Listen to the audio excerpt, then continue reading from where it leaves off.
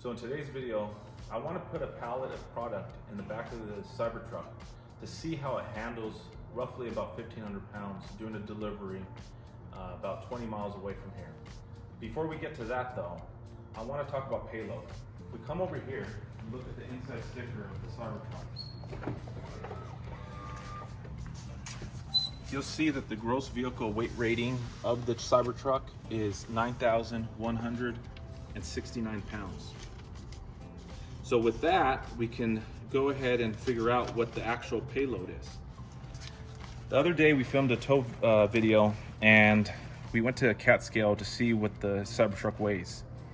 This number right here, 6,820 pounds, was the trailer, offloaded. And this was the weight of the trailer with the CyberTruck. So if we get those numbers and we go 13,680 minus the trailer, gives us a truck weight of 6,860 pounds. Now, to be fully transparent, my son was in the car and there was some gear in the car, so maybe take off 100 pounds off of that. Okay, so 6760 the weight of the truck. So now we're gonna get the gross vehicle weight rating of 9,169 and we'll subtract 6,760.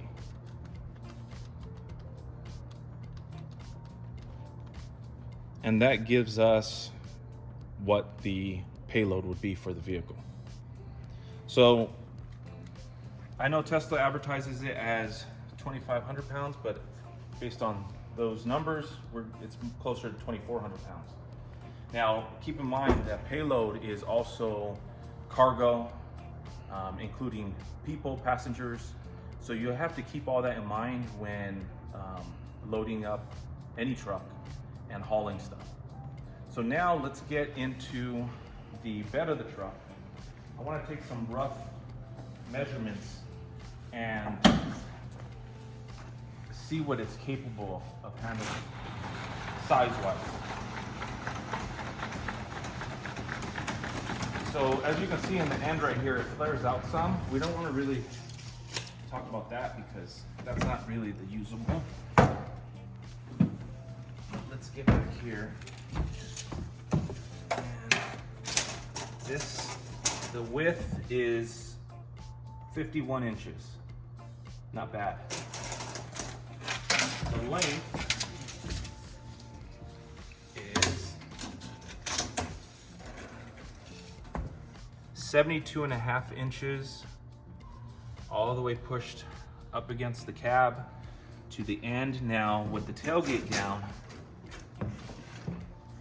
it's 96.5 inches.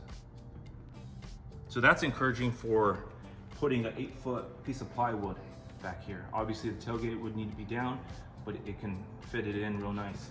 Now, the biggest thing for me would be how it flares out right here, how it's lower down there or deeper down there than it is up here.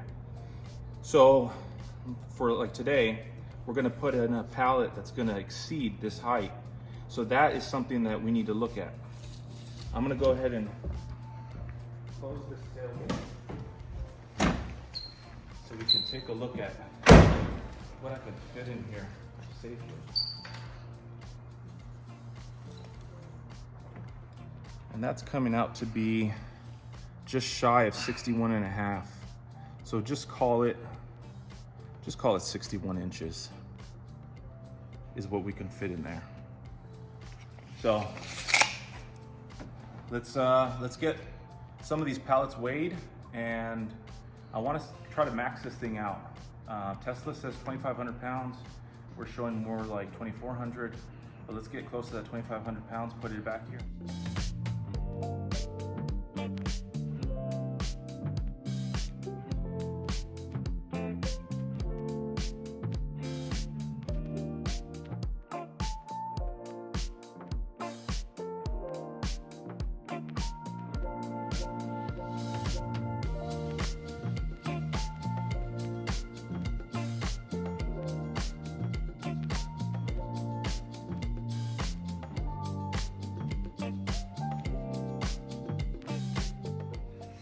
weight of 2471. So technically over the payload that we calculated, but under what Tesla is advertising the truck's capability.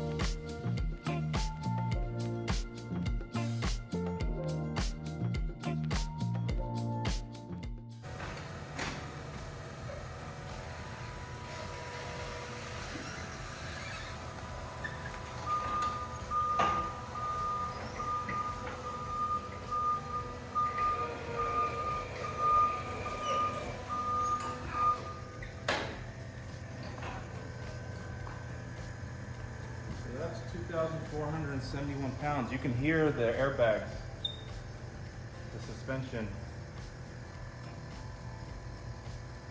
It's lifting up. It's leveling itself out. Yeah, so as you can see, it leveled itself out. I mean, that's as close as you're gonna get to 2,500 pounds.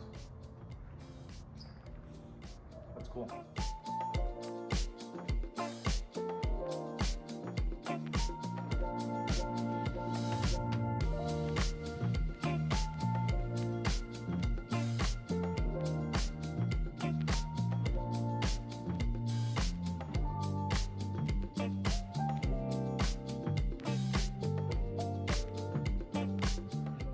So I just want to measure between the wheel well, the top of the wheel well, and the tire, just to see how close to level it actually got. So that's showing about 5 inches. Maybe a little less than 5 inches, but about 5 inches. And this, yeah, I mean, it's close. Maybe a quarter of an inch off. The front is maybe a quarter of an inch higher, but I mean, that's close. All right, let's unload it and let's get the delivery pallet in the truck.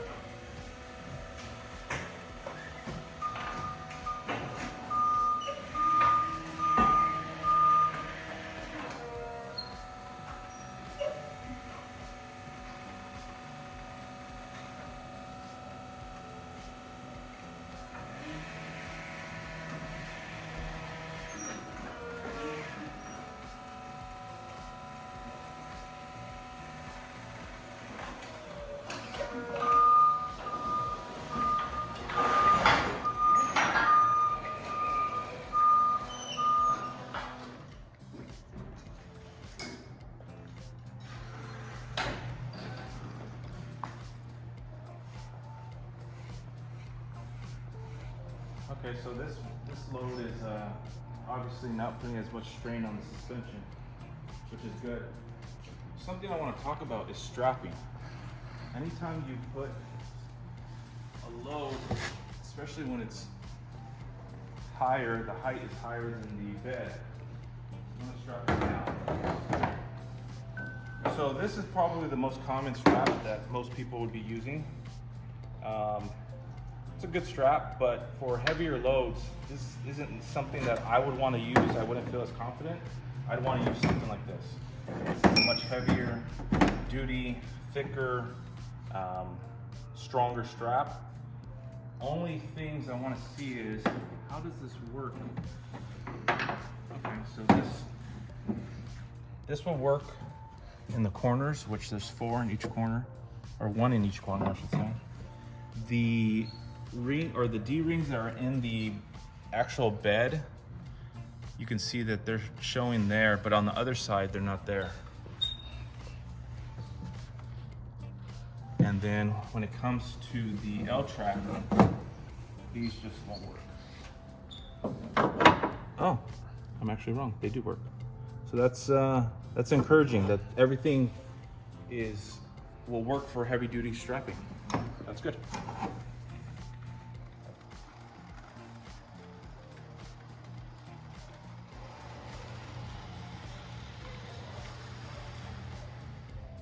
Okay, so I just want to show real quick, we have 236-mile range on the truck right now, and we are gonna go about 23 miles.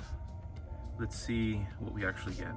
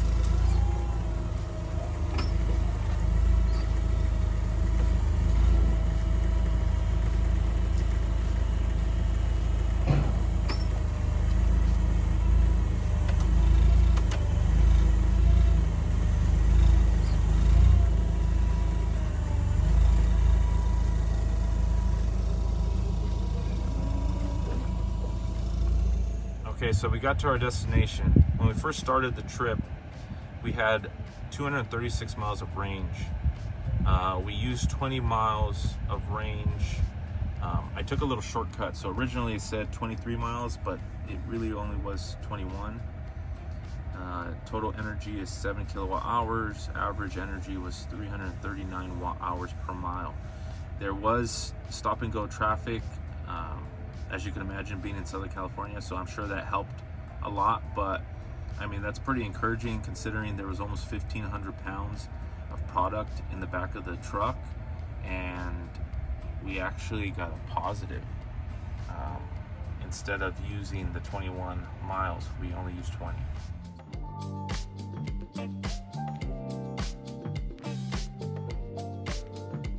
Okay, so I just got back from delivering the 1 pallet of product to our customer. Here are my thoughts on how the CyberTruck handled that delivery. The air suspension makes delivering and putting loads into the back of the truck a dream. You don't feel it at all. The air suspension compensates for the weight, levels you out, and when driving, it has enough power to where you don't feel dragged down from that weight. It was really, really a nice experience. Now, the only thing that I would probably say with the CyberTruck that is maybe a negative with the bed and putting product or anything into the bed is, let me show you.